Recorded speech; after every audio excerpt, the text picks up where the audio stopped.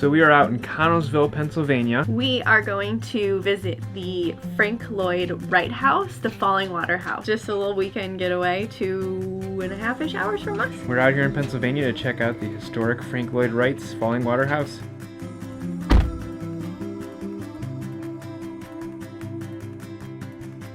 We're at the Fallingwater House. Fun fact, you cannot bring any bags or anything in, or even record video inside, so Fun fact. We're gonna strip down and head in.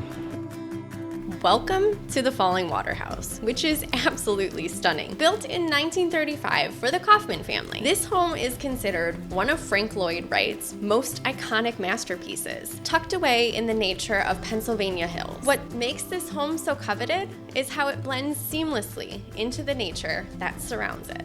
Photos are only permitted on the first floor, so there's not a whole lot we can actually show you. But if you love being outdoors, you should definitely take a tour of this house. We left the tour saying we need a house in the hills someday. The privacy, the sounds from the cascading waterfall, and every inch of the house inviting nature in had us hooked.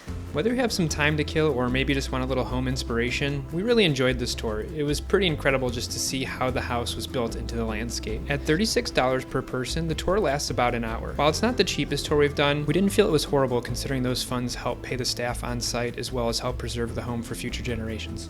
Being that this was just meant to be a quick trip, we didn't have anything else on the agenda. While the goal here was to get out and see the Frank Lloyd Wright House, we don't really need an excuse to get away for the weekend. Short trips like this might not stand up to a week in Acadia, but we still think it's better than sitting at home on the couch and not experiencing life to its fullest. And whether we meet you while we're out on a tour or just back at the campsite, we hope to see you out here soon.